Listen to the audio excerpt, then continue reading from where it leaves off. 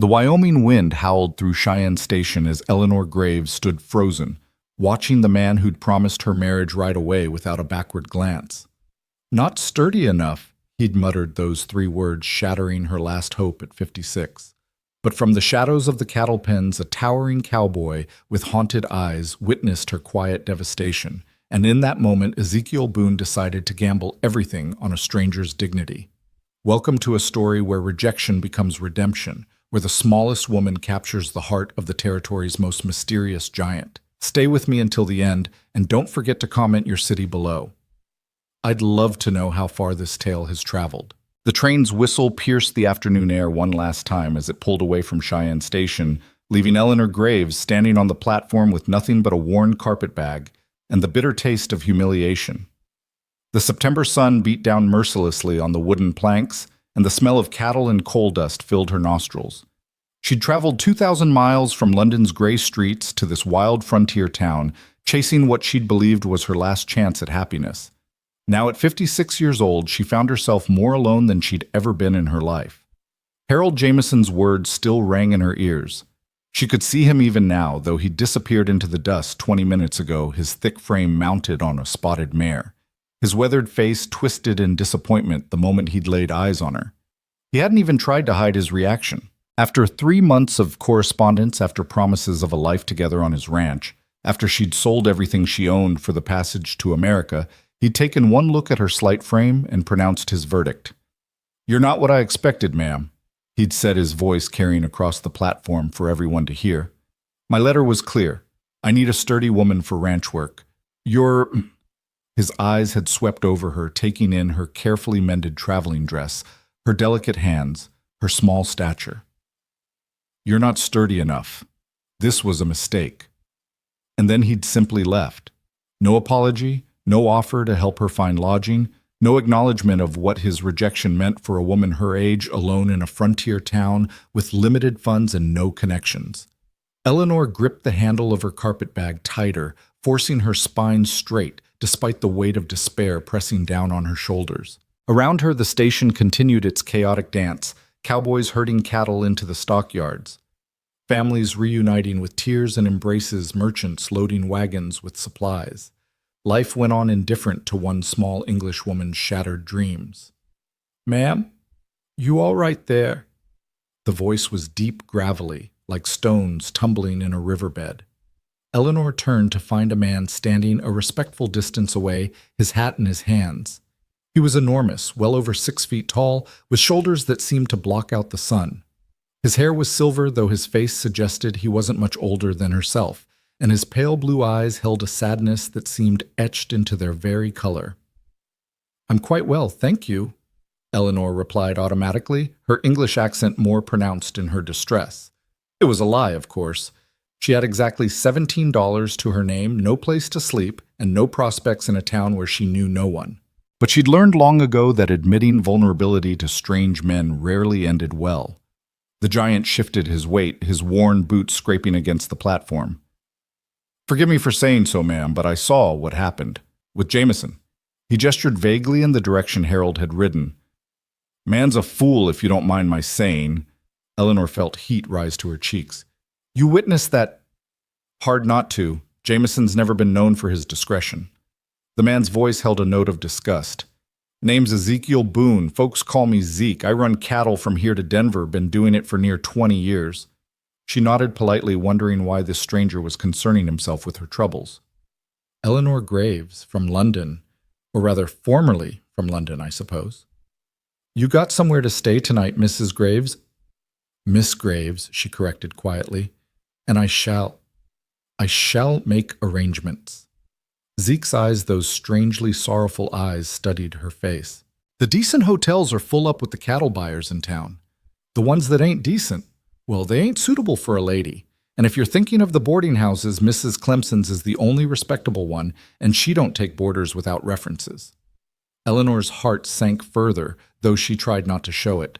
She'd noticed the Grand Hotel on her walk from the station, had seen the well-dressed cattle buyers streaming in and out. Even if there were rooms available, her $17 wouldn't last 2 nights at their rates. "I appreciate your concern, Mr. Boone, but I shall manage." He nodded slowly, still turning his hat in his massive hands. I got a proposition for you, Miss Graves. Nothing improper, he added quickly, seeing her stiffen. I got an old cabin about 3 miles outside town. Built it myself years back before I took to driving cattle regular. It's empty now. I mostly sleep under the stars or in the bunkhouse when I'm in town. It ain't much, but it's clean, got a good stove, and a well that don't run dry. You could stay there while you figure things out. Eleanor stared at him, searching his weathered face for signs of deception or worse intentions. Why would you offer such a thing to a complete stranger? Zeke was quiet for a long moment, his gaze drifting to the horizon. Maybe because I know what it's like to be somewhere you don't belong with nowhere to turn. He met her eyes again. And maybe because I recognize good folk when I see them. You held your head high when Jameson shamed you in front of half the town. That takes a particular kind of strength. Mr. Boone, I couldn't possibly. It's sitting empty, he interrupted gently. Been empty for 2 years now. Roof might need some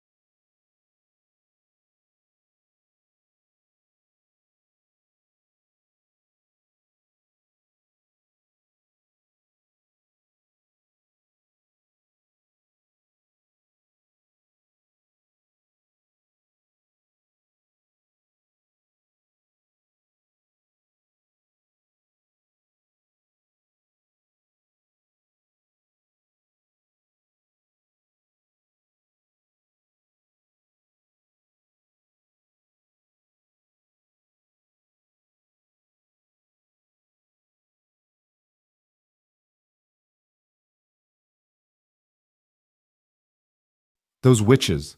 Those absolute witches. They're not wrong about the appearance of things, Eleanor said slowly. I am living in his cabin. So what'll... Adelaide demanded. Half the women in this town have stories that wouldn't bear close scrutiny. Mrs. Clemson herself was a dance hall girl before she married. Mrs. Davies had her first baby 6 months after her wedding. And Mrs. Hartwell. Let's just say the minister wasn't her first choice of husband. But they're established now, respectable. I'm an outsider. Sarah made a disgusted noise. You're not going to let those dried-up biddies chase you off, are you? I don't want to cause trouble for Zeke. He's been nothing but kind to me. Zeke can handle himself, Sarah said firmly. The question is, what are you going to do? Before Eleanor could answer, the shop door opened once more. This time it was Zeke himself, his large frame filling the doorway, his face like thunder. I just heard from Tom Chen that some women were coming here to harass you, he said, his pale eyes finding Eleanor immediately. Are you all right? I'm fine. The lie came automatically. She's not fine, Adelaide corrected. Those harpies accused her of living in sin with you and threatened to ruin her reputation if it continues. Zeke's expression darkened further. Eleanor had never seen him truly angry before, and it was frightening to witness. His hands clenched into fists the size of ham hocks, and for a moment she thought he might actually hit something. They said that to your face, it's all right, Zeke, they're concerned about propriety. They're concerned about having something to gossip about. His voice was controlled, but Eleanor could hear the rage underneath. Sarah Adelaide, could you give us a moment? The two women exchanged glances, but left Adelaide turning the shop sign to closed as they went. Zeke moved closer to Eleanor, his anger seeming to dissipate as he focused on her. I'm sorry. This is my fault. I should have thought about how it would look you living in the cabin. You gave me shelter when I had nowhere else to go. I'll never regret that. But your reputation... My reputation? Eleanor laughed bitterly. I'm a 56-year-old spinster who was publicly rejected at the train station. What reputation do I have to protect? You have the reputation of being a fine woman and a skilled artisan. You have the respect of good people. That matters. Eleanor felt tears prick her eyes. Does it? Because those women made it clear that none of that matters if I'm seen as improper. Zeke was quiet for a moment, then he said something that shocked her. Marry me. What? Marry me. Today. Now. Then there's nothing improper about you living in the cabin. He took her hands, his own trembling slightly. I know I said I wanted to court you proper, but if these biddies are going to make your life miserable, you can't propose marriage just to save my reputation. I'm not. His eyes were intense, serious. Eleanor, I've been thinking about it since last night. Since before last night, if I'm honest. You've brought light back into my life. You've made me remember what it feels like to look forward to tomorrow. I know it's fast. I know we barely know each other, but we're not children. We know what we want, what we need. And what I need is you. Eleanor stared at him, her heart racing. Zeke, I care for you, but marriage, that's forever. God willing, yes. He squeezed her hands gently. But we both know forever isn't as long as we once thought it was. Margaret taught me that. Your fellow in London taught you. We've both learned that life is short and uncertain. Why waste time on conventions when we could be happy? Is that what we'd be happy? I think we could be. I think we already are when we're together. He pulled her closer and she could smell the leather and soap scent of him. Eleanor, I'm not Harold Jameson. I'm not offering you a business arrangement or a position as an unpaid ranch hand. I'm offering you partnership, companionship, love if you'll let it grow. Eleanor's mind was spinning. Everything was happening so fast. Yesterday, she'd been a seamstress living quietly in a borrowed cabin. Today, she was at the center of a scandal, receiving a marriage proposal from a man she'd known for 3 months. I need time to think, she said finally. Of course. He released her hand, stepping back. But Eleanor, those women, they don't speak for the whole town. And even if they did, I wouldn't care. Let them gossip. Let them clutch their pearls and condemn us. I've spent 2 years as a dead man walking. You've made me want to live again. That's worth more than all the propriety in the world. He left then, and Eleanor stood alone in the shop, her hands still warm from his touch. Through the window, she could see people passing by, some glancing in curiously. The gossip would be all over town by evening. By tomorrow, everyone would have an opinion about her situation. Adelaide and Sarah returned, finding her sitting at the sewing table staring at nothing. "Well?" Adelaide demanded. "What did he say?" "He proposed." Both women gasped. Sarah recovered first. "And I told him I needed to think." "Think about what—" Adelaide was practically bouncing. "The man's offering you marriage protection, a home. He's offering me those things for the wrong reasons, to protect me from gossip." Sarah snorted. "Eleanor, I've known Zeke Boone for 20 years. That man doesn't do anything he doesn't want to do. If he's proposing, it's because he wants to marry you, not because some busybodies are flapping their gums." Eleanor wanted to believe that, but doubt gnawed at her. What if Zeke was just being noble? What if he regretted it later? What if she was just a replacement for Margaret, a way to fill the empty cabin with life again? She worked the rest of the day in a daze, her hands moving automatically through familiar tasks while her mind churned. Customers came and went, some treating her normally, others with a new reserve that told her the gossip was spreading. As she walked home that evening, she noticed more stares than usual, more whispered conversations that stopped when she passed. The 3-mile walk seemed longer, lonelier. When she finally reached the cabin, she found a note tucked into the door.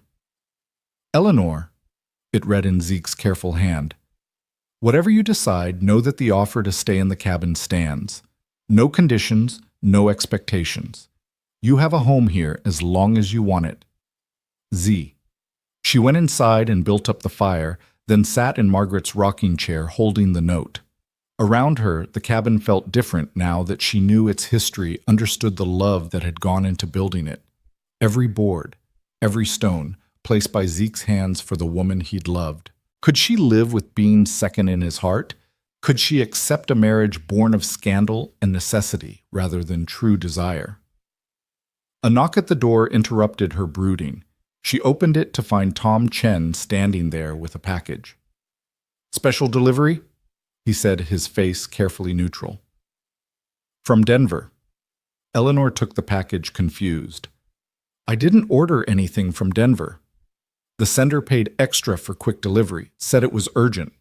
Tom tipped his hat and left, clearly not wanting to be drawn into any drama. Inside the package was a letter and a smaller wrapped item. The letter was in a feminine hand. "Dear Miss Graves, you don't know me, but I knew Margaret Boone. We were friends from childhood, kept in touch through letters until she passed. I've been hearing about you from mutual acquaintances in Cheyenne, and I wanted you to know something. Before Margaret died, she told me she prayed Zeke would find love again. She said he was too good a man to spend the rest of his life alone. She even made me promise to introduce him to suitable women if I ever had the chance. I'm writing to tell you that you're exactly the kind of woman Margaret would have chosen for him. Strong, independent, talented, and kind. She would be happy knowing Zeke has found you."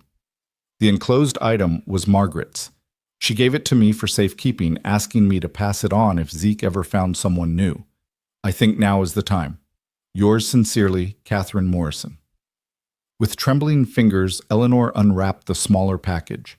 Inside was a ring, simple but beautiful, with a small sapphire surrounded by tiny diamonds. There was another note. "For the woman who teaches him to smile again. M." Eleanor sank into the rocking chair, the ring cradled in her palm. Margaret had thought of this, had planned for it. She'd loved Zeke enough to want him to be happy after she was gone. The fire crackled and outside snow began to fall again.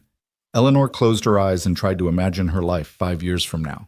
She could stay as she was the respectable spinster seamstress fighting gossip and maintaining her independence.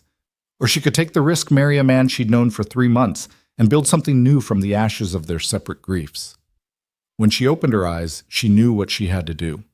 The next morning, she dressed carefully in her best day dress, not the blue silk that would be too much, and walked to town earlier than usual. She went straight to the hotel where Zeke stayed when he was in town, ignoring the stares and whispers that followed her.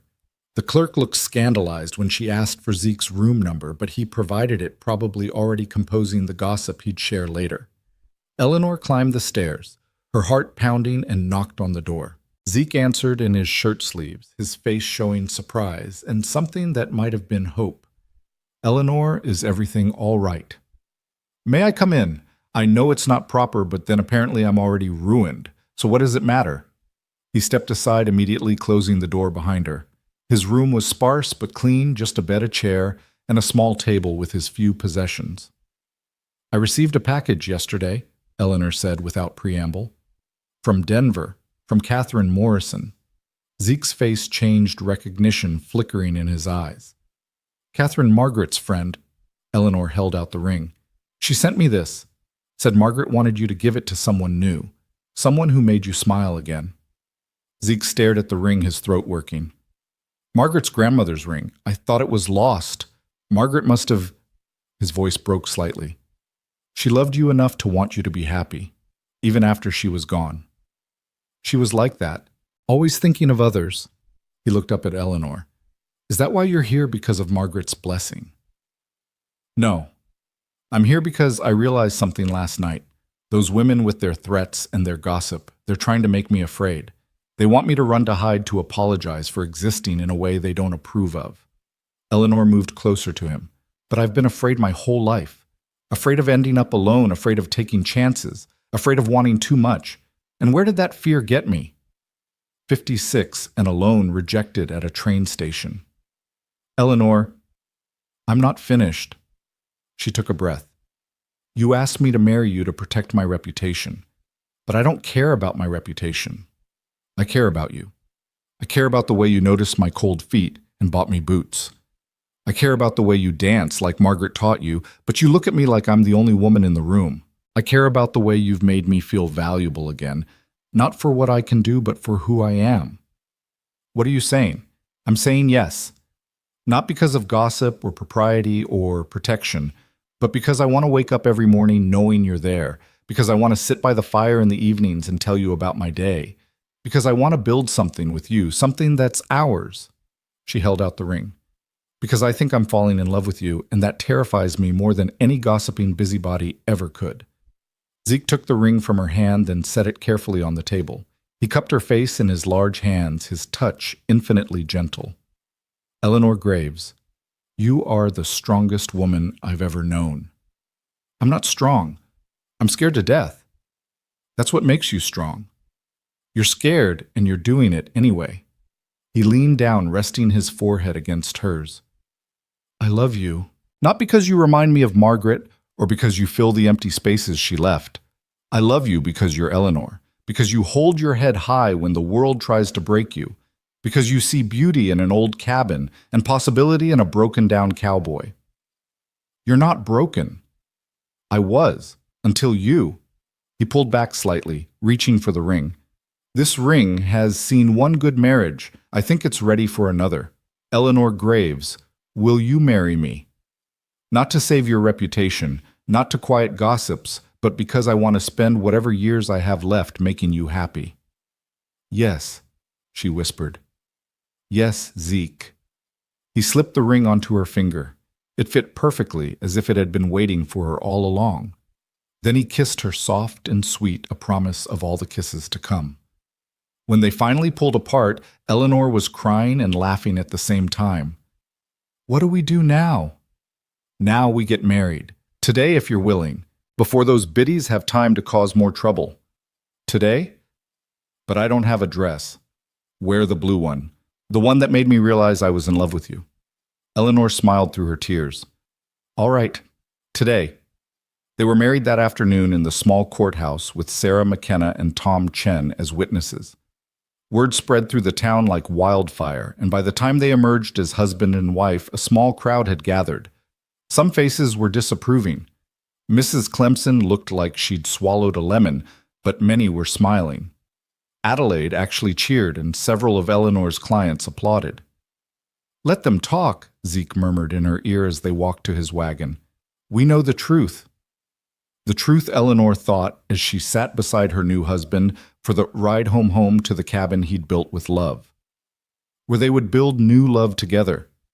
The truth was that sometimes the best things came from the worst circumstances. Harold Jameson's rejection had led her to Zeke. The gossip's threats had pushed them to acknowledge what was already growing between them. That night, as snow fell softly outside and the fire crackled in the hearth, Eleanor sat in Margaret's rocking chair. her rocking chair now wearing Margaret's ring wrapped in Margaret's quilt held in Zeke's arms. And she knew with a certainty that went bone deep that she was exactly where she was meant to be. "Thank you," she whispered to the memory of the woman who'd loved this man first and loved him well enough to let him go. The wind answered through the cottonwoods, and Eleanor could almost swear it sounded like a blessing. The morning after their wedding dawned clear and cold, with frost painting delicate patterns on the cabin windows. Eleanor woke slowly, disoriented for a moment by the warm presence beside her. Zeke was already awake, propped on one elbow, watching her with an expression of such tenderness it made her chest tight. "Good morning, Mrs. Boone," he said softly. Mrs. Boone. She was Mrs. Boone now. The reality of it hit her afresh, and she found herself touching the ring on her finger to make sure it was real. Having second thoughts, Zeke asked, a hint of worry creeping into his voice. "No, just adjusting. Yesterday morning, I was a spinster seamstress. This morning, I'm a married woman." "Regrets?" She reached up to touch his face, feeling the roughness of stubble under her palm. "Not a single one." He caught her hand and kissed her palm, then rose from the bed. "Stay warm. I'll get the fire going and make coffee." Eleanor watched him move around the cabin, stoking the fire with practiced efficiency, filling the coffee pot with water from the barrel. There was something deeply comforting about his presence, the way he filled the space without overwhelming it. This cabin that had felt like a temporary shelter now felt like home in a way it never had before. "We should probably tell people," she said, accepting the cup of coffee he brought her. "Properly, I mean. Not just let gossip carry the news. Let me worry about that." Zeke sat on the edge of the bed, his own cup steaming in his hands. "Eleanor, there's something I need to tell you. Something I should have told you before, but I was a coward." The serious tone in his voice made her stomach clench. "What is it?" "You know I drive cattle for a living. What you don't know is that I also own land. A lot of land." Eleanor frowned. "But you said you stay in the hotel when you're in town." "I do. Because I couldn't bear to stay here after Margaret died in the big house. Well, that's another story." He took a deep breath. "Eleanor, I own about 3,000 acres north of here. Good grazing land with water rights. I've got around 500 head of cattle, maybe more. I haven't done a proper count in 2 years. Eleanor stared at him, trying to process this information. "You're saying you're wealthy?" "By frontier standards, yes. Not rich like those Eastern Railroad men, but comfortable. More than comfortable." He set down his coffee cup and took her hands. "I should have told you before we married. You have a right to be angry." "Why didn't you tell me?" "At first, because it didn't matter. You needed help, and I could provide it. Then later," he looked away, jaw tightening. "I've had women pursue me since Margaret died. Widows, mostly some young girls pushed by their fathers. All of them saw the land, the cattle, the money. None of them saw me." "And you thought I would be the same?" "No." The word came out forcefully. "No, I knew you were different. That's why I didn't tell you. I needed to know that you could care for me without knowing about all that. Just me, the broken-down cowboy who brought you firewood and danced badly at the Christmas ball." "You dance beautifully," Eleanor said automatically, then shook her head. "Zeke, I don't care about your money. I married you yesterday with no idea you had anything beyond this cabin and your wages from driving cattle. I know, that's why I'm telling you now, because you deserve the truth, all of it." He stood and moved to the window, looking out at the frost-covered prairie. "The big house is about 5 miles north of here. I built it for Margaret when the cattle started doing well. She lived there for exactly 3 months before the fever took her. I haven't been back since the funeral." Eleanor rose and went to him, wrapping her arms around him from behind. "We don't have to go there. We can stay here. This cabin's too small for a proper life, and you deserve better than this." He turned in her arms, looking down at her. "I want to build you something new, not the big house that belongs to the past, but something that's ours. Would you let me do that?" "Build a house, Zeke, that's expensive, time-consuming. I've got the money and the time. And I want to do it with my own hands like I did this cabin, but designed for you, for us. with a proper sewing room for your work windows facing east so you have good morning light, a kitchen big enough to cook proper meals, not just beans and cornbread, a porch where we can sit in the evenings and watch the sunset. Eleanor felt tears prick her eyes. You've thought about this. Every night since I realized I was falling in love with you. I'd lie in that hotel room imagining the house I'd build if you'd have me. Now you've said yes, and I want to give you everything I dreamed. I don't need a grand house, Zeke. I know you don't need it, but I need to give it to you. Let me do this, Eleanor. Let me court you properly, even though we're already married. Let me show this town, those gossiping biddies, everyone, that you're not some scandal to be whispered about. You're my wife, and you deserve to be treated like a queen. Before Eleanor could respond, there was a knock at the door. They looked at each other. Then Zeke went to answer it. Sarah McKenna stood there, a huge grin on her face and a basket in her hands. Brought breakfast for the newlyweds, she announced, pushing past Zeke without invitation. Eggs, bacon, fresh biscuits, and some of my preserves. Figured you two might have forgotten about eating in all the excitement. Sarah, you didn't have to, Eleanor began. Of course I did. It's not every day my two stubborn friends finally come to their senses. She set the basket on the table and turned to face them, hands on her hips. Now, let's discuss how we're going to handle those shrews who tried to run you out of town. There's nothing to handle, Zeke said. We're married. That ends their ammunition. Oh, you sweet, naive man, Sarah shook her head. They're already spinning new stories. According to Mrs. Clemson, Eleanor trapped you into marriage. According to Mrs. Davies, you were forced to marry her to save her from ruin, and Mrs. Hartwell is telling anyone who will listen that it's a marriage of convenience that won't last the winter. Eleanor felt her stomach drop. They're saying worse, but I won't repeat it. Sarah's eyes glinted dangerously. Which is why we're going to throw the biggest wedding celebration this town has ever seen. Show everyone that this is a love match proper and true. We don't need, Zeke started. Yes, you do. Sarah cut him off. Eleanor's going to be living here permanent-like. She needs the respect of this community, especially the women who buy her dresses. A proper celebration will shut the gossips up and establish her as Mrs. Ezekiel Boone, respectable married woman, not the desperate spinster they're trying to paint her as. Eleanor sank into a chair, suddenly exhausted. I just wanted a quiet life. Well, you married one of the biggest landowners in the territory, Sarah said bluntly. Quiet isn't an option anymore. What? Eleanor looked at Zeke. You just said 3,000 acres, which makes him one of the 5 largest landowners in this part of Wyoming, Sarah supplied. Did he not mention that part? Well, Zeke had the grace to look embarrassed. It didn't seem relevant. Not relevant? Eleanor's voice rose slightly. Zeke, I thought you were a simple cattle driver. I am. I also own cattle, and land and shares in the railroad. He winced at each revelation. And possibly a silver mine, though that hasn't produced anything in years. Eleanor put her head in her hands. What else do you secretly own the bank too? No, but I do have an account there, a substantial one. Sarah burst out laughing. Oh, this is delicious. Eleanor, honey, you've married yourself a fortune without even knowing it. Those gossips are going to choke on their own tongues when they realize what you've landed. I didn't land anything, Eleanor protested. I fell in love with a man who brought me firewood and mended shirts. And that's exactly why you're perfect for him, Sarah said, her tone gentling. You love him for himself, not his holdings. Margaret would be so pleased. The mention of Margaret sobered them all. Sarah cleared her throat. Now then, about this celebration. I'm thinking next Saturday. That gives us a week to prepare. We'll have it at the big house. No, Zeke said firmly. Not there. Then where the town hall isn't grand enough to make the right statement. We could have it here, Eleanor suggested.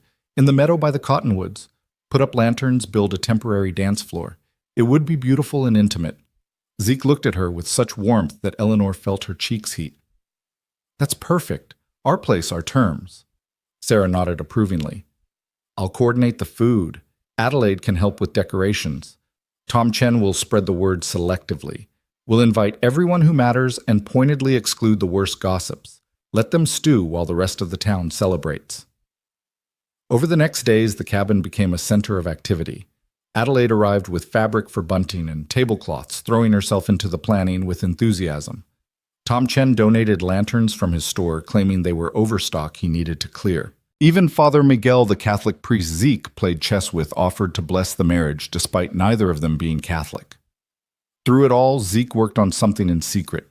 He'd disappear for hours, returning covered in sawdust and with new cuts on his hands. When Eleanor asked what he was doing, he just smiled and said it was a surprise. The gossips, meanwhile, were growing increasingly frustrated. Their attempts to paint the marriage as scandalous were failing in the face of the obvious affection between the newlyweds and the support of respected community members. Eleanor heard from Adelaide that Mrs. Clemson had tried to organize a boycott of the dress shop, only to have it backfire when the ranchers' wives sided with Eleanor.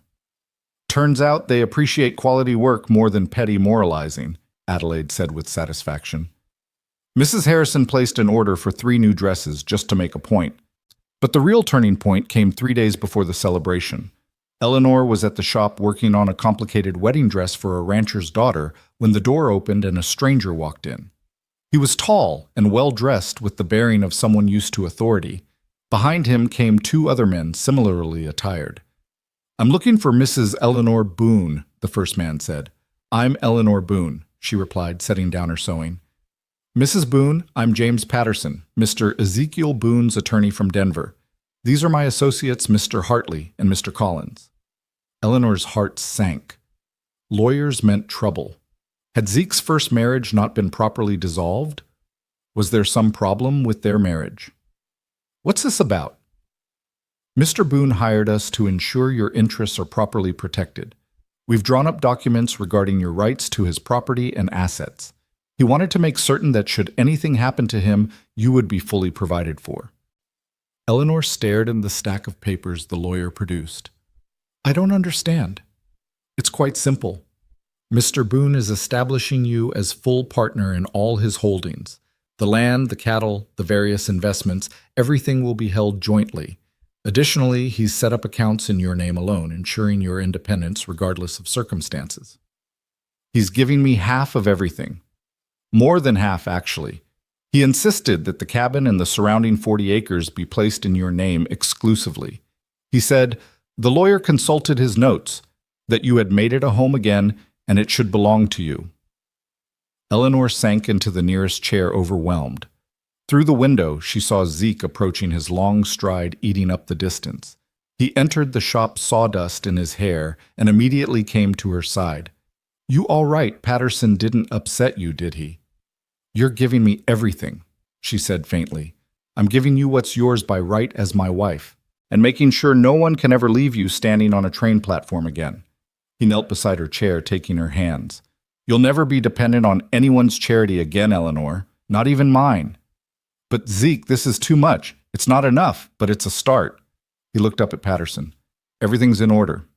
"Yes, sir. Just needs Mrs. Boone's signature." Eleanor signed the papers in a daze, barely hearing the lawyer's explanations of the various provisions. When they finally left, she turned to Zeke. "Why?" she asked simply. "Because I love you. Because you deserve security. Because I spent 2 years as a dead man walking, and you brought me back to life. How do I put a value on that?" Adelaide, who'd been pretending not to eavesdrop, finally gave up the pretense. "Do you have any idea what this means, Eleanor? You're not just married to money, you are money now. Those gossips are going to lose their minds." But Eleanor wasn't thinking about the gossips. She was thinking about the man in front of her covered in sawdust and looking at her like she was the answer to every prayer he'd never dared to pray. "Show me what you've been building," she said suddenly. Zeke's face lit up. Now. They rode out to a spot about a mile from the cabin where Eleanor discovered Zeke had been laying the foundation for a house. But not just any house, he'd been studying her movements, her habits, her needs, and designing accordingly. "The sewing room faces northeast," he explained, walking her through the marked spaces. "You'll get morning light, but not the harsh afternoon sun. The kitchen is here with windows on 2 sides for cross-ventilation. The bedroom faces east so you can watch the sunrise. And here," he led her to a spot overlooking a small creek she hadn't known existed. "The porch. Big enough for 2 rocking chairs and a small table. We can sit here in the evenings and watch the light change on the mountains. Eleanor walked through the outlined rooms, imagining walls and windows, doorways, and furniture. It wasn't grand like what she imagined the big house to be. It was perfect-sized for two people who wanted to be close, not lost in empty spaces. When did you start this? The day after the Christmas ball. I knew that night I wanted to marry you. Started planning the next morning. Before you even proposed, I was hopeful. He pulled her close. Or desperate, depending on how you look at it. Hopeful, she said firmly, standing on her toes to kiss him. Definitely hopeful. The day of the celebration arrived clear and bright, unseasonably warm for January.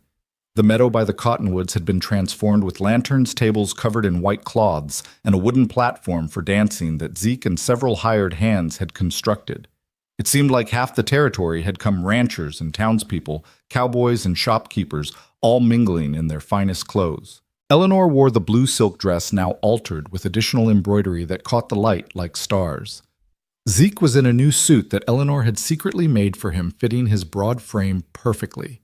They stood together greeting guests, and Eleanor was struck by how natural it felt, as if they'd been married for years instead of days.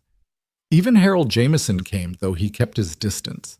His Kansas widow looked miserable, and Eleanor heard from Tom Chen that she was already talking about going back to Kansas.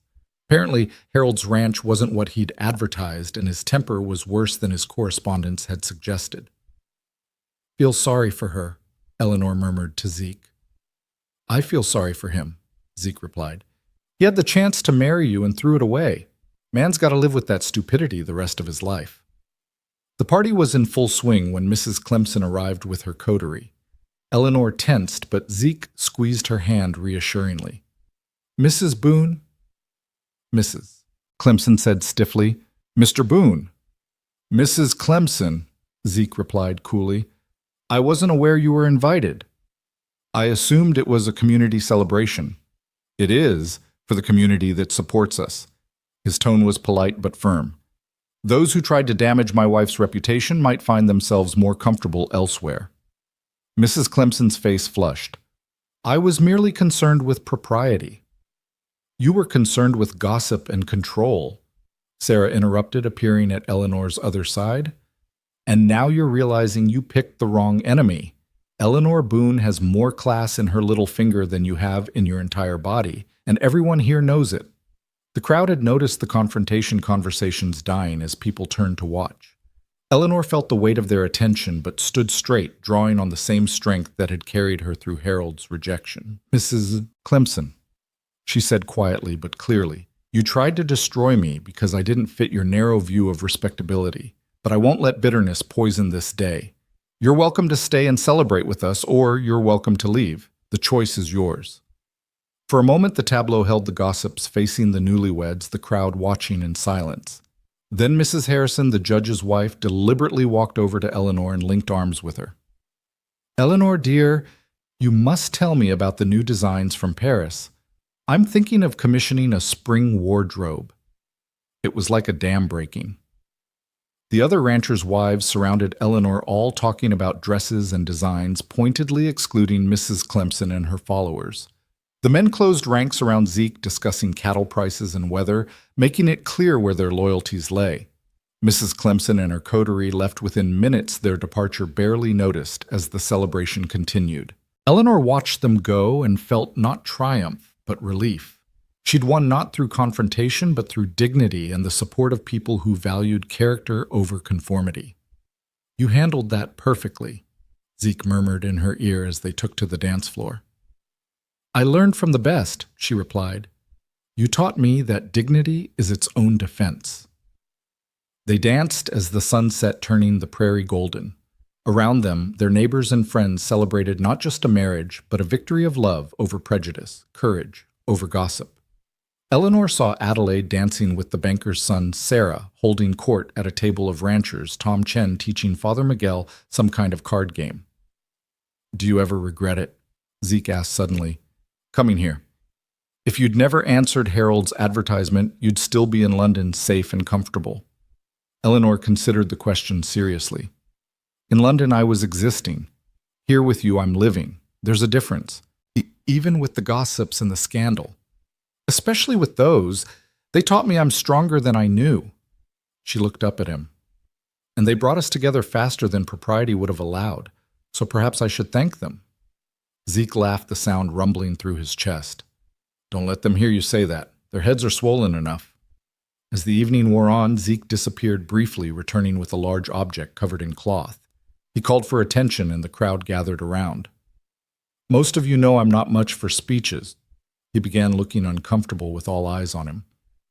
But I wanted to say something. 2 years ago, I thought my life was over. I was going through the motions, existing, but not living. Then Eleanor arrived, and everything changed.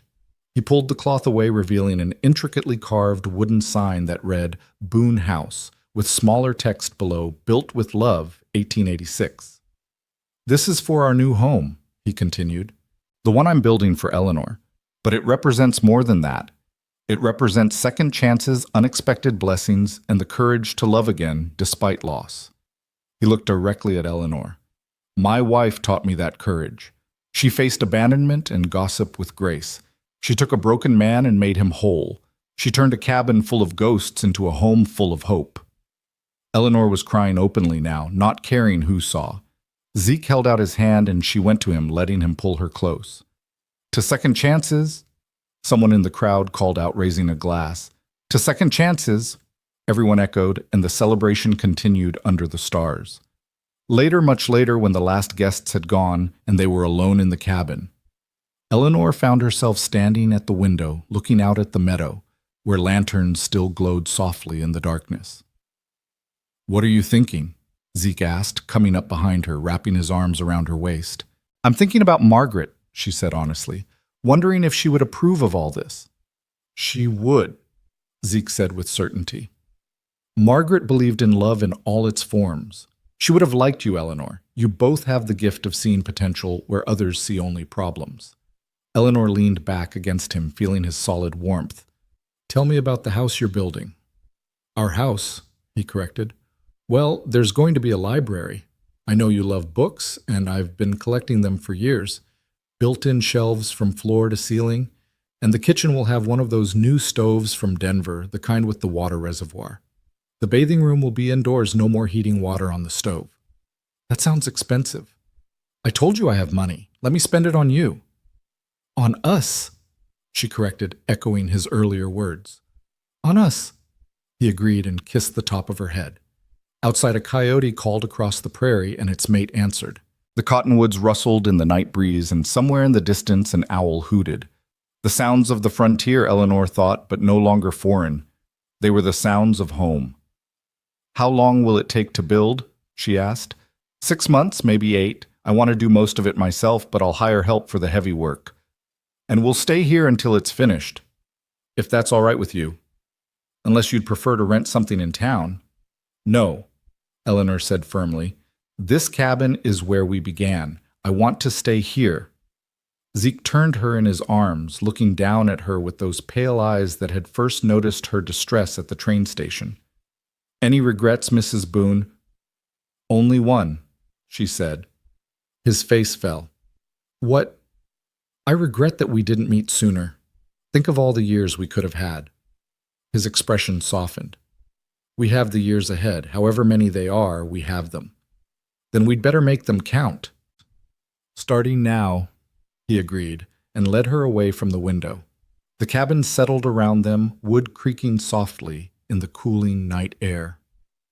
In the trunk at the foot of the bed, Margaret's quilts lay folded, a blessing from the past on the present. On Eleanor's finger, Margaret's grandmother's ring caught the firelight, connecting generations of love. And in the meadow, the frame of a new house waited for walls and windows for the life that would fill it. Eleanor had come to Wyoming expecting one future and found another entirely. She'd expected Harold Jameson and found Ezekiel Boone. She'd expected to be a ranch wife and became a successful seamstress. She'd expected struggle and found love.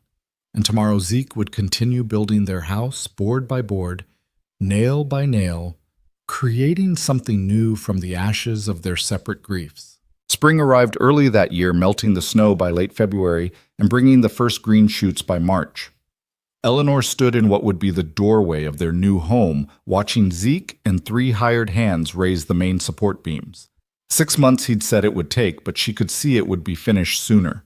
Her husband worked with a focused intensity that reminded her of their first weeks together, when every action had seemed deliberate as a prayer. "Mrs. Boone," one of the workers called out, "where did you want the window for the sewing room again?" Eleanor walked over to the eastern wall, marking the spot with chalk. "Here, large enough for good light, but not so large that it weakens the wall." The young man nodded respectfully. Word had spread through the territory about Ezekiel Boone's new wife, the English seamstress who'd transformed from abandoned bride to successful businesswoman to wealthy rancher's wife in less than 6 months. But more than that, the workers had seen how Zeke looked at her, how he consulted her on every decision, how he designed this entire house around her needs and preferences. "Eleanor," Sarah McKenna's voice carried across the construction site. She was approaching in her wagon, and she wasn't alone. Adelaide sat beside her, and in the back were several boxes and what looked like rolls of fabric. "What's all this?" Eleanor asked, helping Adelaide down from the wagon. "Wedding gifts that have been arriving at the shop," Adelaide explained. "From clients from Denver, suppliers who want to maintain good relations with you, even one from Mrs. Harrison's sister in San Francisco." Eleanor was touched. In the months since their wedding celebration, the community had embraced her fully. The gossips had been thoroughly silenced when it became clear that the Boones' marriage was not only legitimate, but genuinely affectionate. Mrs. Clemson had actually left town claiming she needed to care for a sick sister in Nebraska, though everyone knew she simply couldn't bear her loss of social standing. "There's something else," Sarah said, her expression serious. "Harold Jameson's in trouble." Zeke looked up from where he was securing a beam. "What kind of trouble?" "His Kansas widow left him, took the stage back home yesterday. But before she left, she stopped at Tom Chen's store and told quite a story. Apparently Harold's been misrepresenting his situation to all these women he's been corresponding with. The ranch is mortgaged to the hilt, he owes money all over town, and he's been drinking heavily." Eleanor felt a complicated mix of emotions. There was no satisfaction in Harold's downfall, only a kind of distant pity. "What will he do, Ike? Who knows? But Tom Chen says he's been asking about you, Eleanor, making comments about how you stole the wealth that should have been his." Zeke's expression darkened. "He needs to be careful with that kind of talk." "He's desperate," Sarah said, "and desperate men do foolish things." The warning proved prophetic. 3 days later, Eleanor was alone in the cabin working on an elaborate wedding dress for the governor's niece, her most prestigious commission yet, when she heard horses approaching. Through the window, she saw Harold Jameson dismounting, and he appeared to have been drinking. She considered not answering when he knocked, but the door was slightly open for the spring breeze, and he'd already seen her. She stood in the doorway, not inviting him in. "Harold," she said coolly. "Eleanor." His eyes were bloodshot, his clothes disheveled. Or should I say Mrs. Boone, the wealthy Mrs. Boone. "What do you want?" "What do I want?" He laughed bitterly. "I want to understand how I ended up with nothing while you ended up with everything. You were nothing when you got off that train, small, weak, useless for ranch work. Now you're married to one of the richest men in the territory. I'm married to a good man who values me for who I am, not what I can do for his ranch. You tricked him, seduced him. That wealth should have been mine. If I'd married you, I'd have gotten close to Boone, could have made deals, partnerships." Eleanor suddenly understood. "You knew who Zeke was. You knew he owned the cabin. That's why you're really angry, not that I succeeded, but that you missed an opportunity." Harold stepped closer, and Eleanor smelled whiskey on his breath. "You owe me. I brought you here. Without my advertisement, you'd still be in London stitching clothes for pennies. Without your advertisement, I'd have never met my husband. So perhaps I should thank you." Eleanor kept her voice steady, though her heart was racing. "But you need to leave now. Zeke will be back soon." "Zeke's in town. I saw him at the lumber mill." Harold reached out as if to grab her arm, but Eleanor stepped back into the cabin, her hand going to the rifle Zeke had shown her how to use. "Leave! Now!" Harold's face twisted with rage. You think you're better than me now. You're nothing but a fortune hunter who got lucky. She's my wife, and you're trespassing. Zeke's voice came from behind Harold, cold and dangerous. Eleanor hadn't heard him approach, but there he stood, his massive frame filling the yard. Behind him were two of the ranch hands, both armed. Harold spun around, stumbling slightly. Boone, I heard what you were doing. Zeke moved forward and Harold backed away. You come near my wife again. You speak her name again. You even look in her direction again, and I'll forget I'm a civilized man. Understand? Harold's bravado crumbled.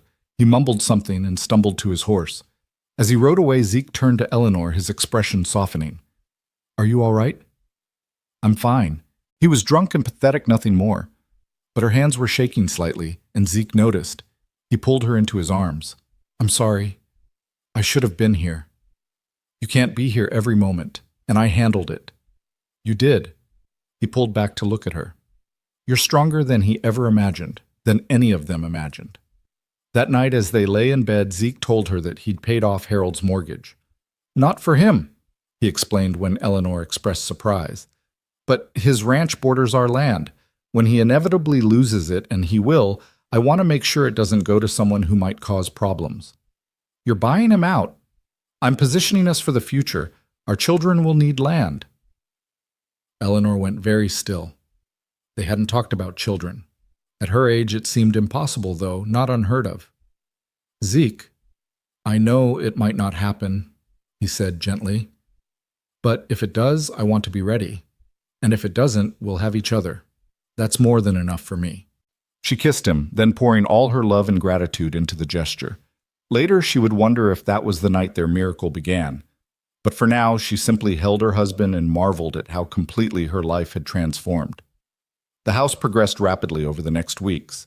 The roof went on just as the spring rains began, and Zeke insisted on testing it by standing inside during a thunderstorm checking for leaks. The windows arrived from Denver real glass that made Eleanor cry when she saw how much light they let in. The stove was installed, a marvel of modern engineering that heated water and cooked food with equal efficiency. But it was the small touches that moved Eleanor most. Zeke had carved decorative elements into the wood flowers and vines around the door frames, her initials intertwined with his above the fireplace.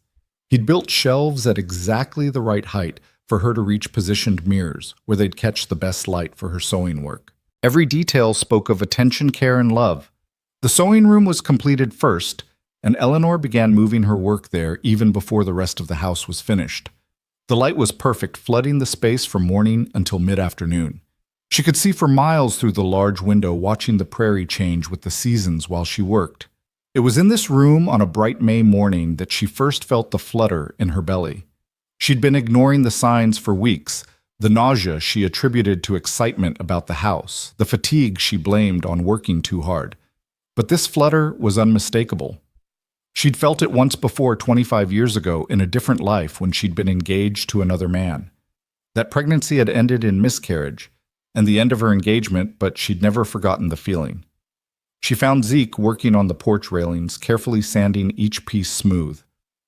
I need to see Dr. Morrison, she said. He looked up immediately, concerned. Are you ill? No. At least not in the way you mean. She took his hand and placed it on her still flat belly. I think we're going to have a baby. The sandpaper fell from his other hand. His face went through a series of expressions, shock, joy, fear, wonder, before settling on something that looked like awe. A baby. But we're old. Eleanor laughed, though there were tears in her eyes. Yes, but not impossible, apparently. Eleanor. He dropped to his knees right there on the unfinished porch, pressing his face against her belly. A baby. It's early. Anything could happen. At my age. No. He looked up at her fiercely. Don't borrow trouble. We'll take each day as it comes. Be grateful for each one. Dr. Morrison confirmed the pregnancy that afternoon, though he was cautious about the prospects. You're healthy, he told Eleanor, and you've got a strong constitution, but at your age there are risks. You'll need to be careful, avoid strain, eat well. I'll make sure of it, Zeke said firmly. The doctor smiled. I don't doubt it. I've never seen a man more devoted to his wife. Just remember, Mr. Boone, she's not made of glass. Let her continue her normal activities as long as she feels able. News of the pregnancy spread through town like wildfire. Sarah arrived the next day with a basket of herbal teas guaranteed to ease morning sickness and advice accumulated over years of midwifery. Adelaide brought baby clothes she'd been saving just in case and cried happy tears over the tiny garments. Even Tom Chen stopped by with a gift, a small wooden toy his father had carved years ago. For luck, he said simply. The house was completed in July, just as Eleanor entered her 5th month and could no longer hide her condition.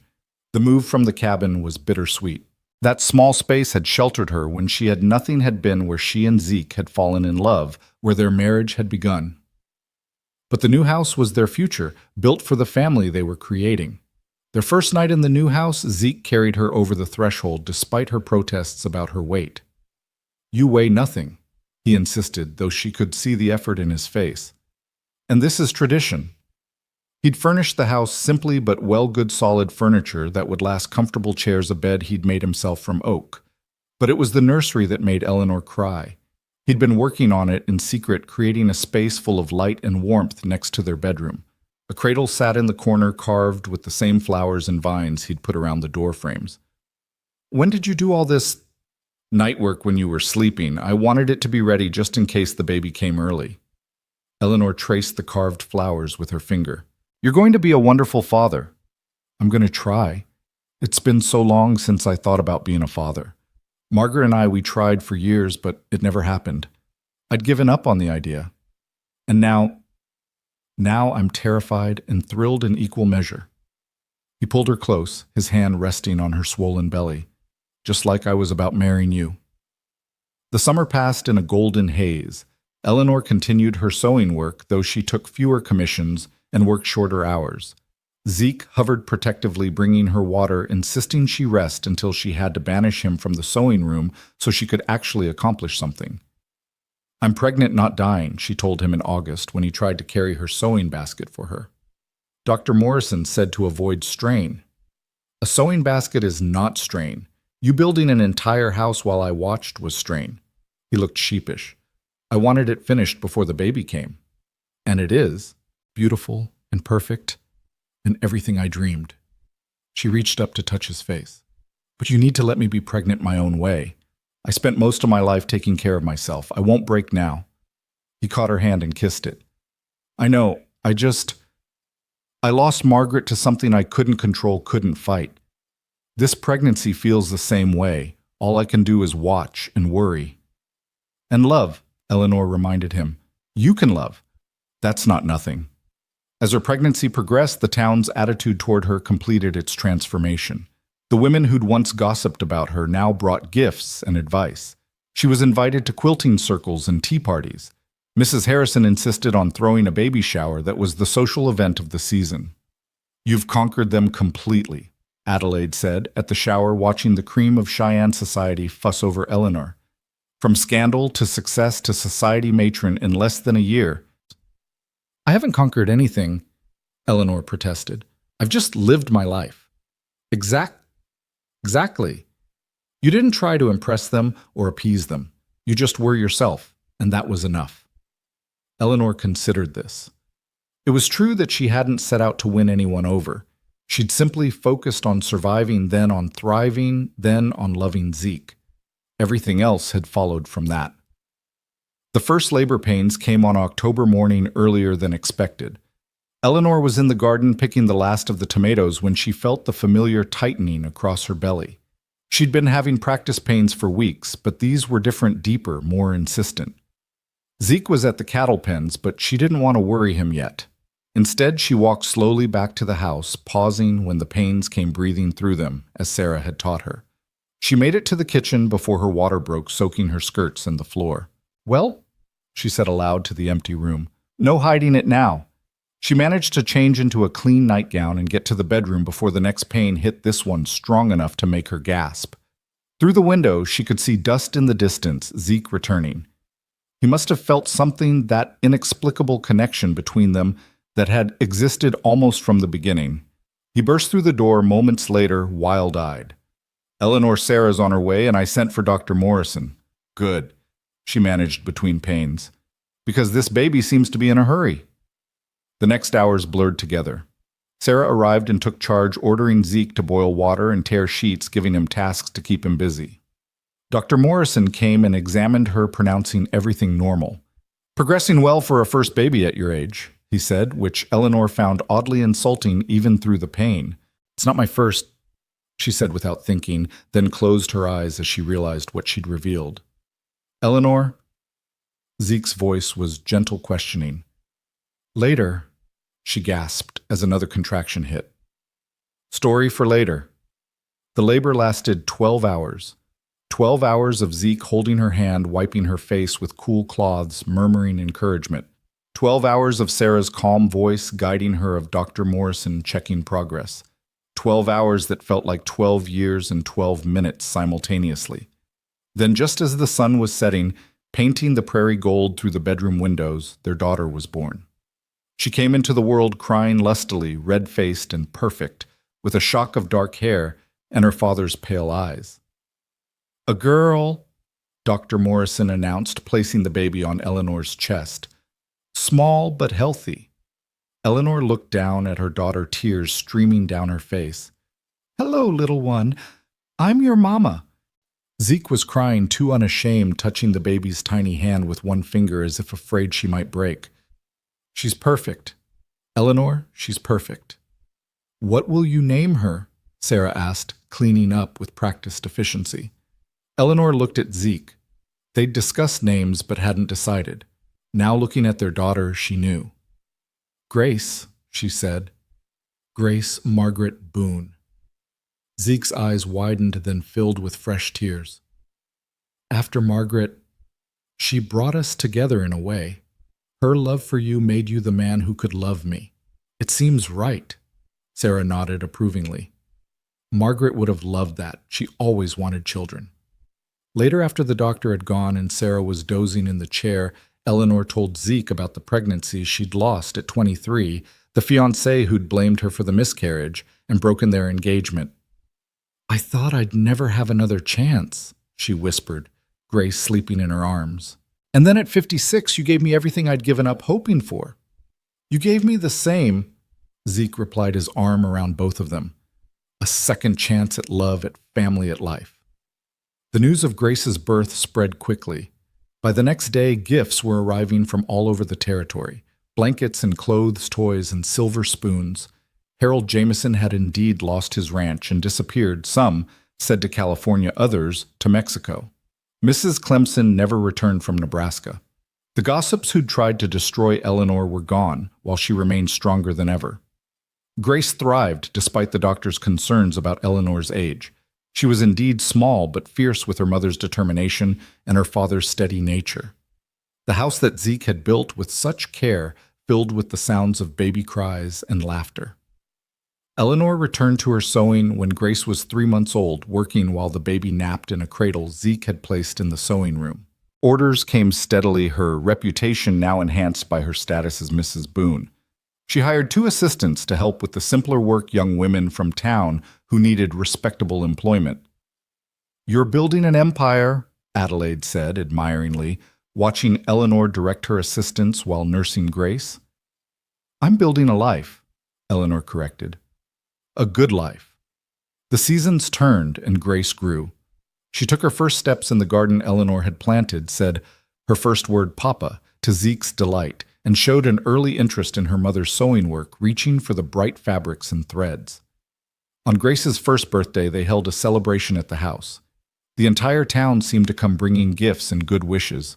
Eleanor stood on the porch Zeke had built, watching their friends and neighbors celebrate their daughter, and marveled at how completely her life had transformed. No regrets? Zeke asked, coming up beside her, Grace in his arms. Eleanor looked at her husband, still tall and strong, despite his 60 years, his face softened by fatherhood. She looked at their daughter, bright-eyed and curious, reaching for her mother. She looked at the house built with love, the garden thriving with care, the prairie stretching endlessly under the vast Wyoming sky. No regrets? She said firmly. Not one. Harold Jameson had been wrong.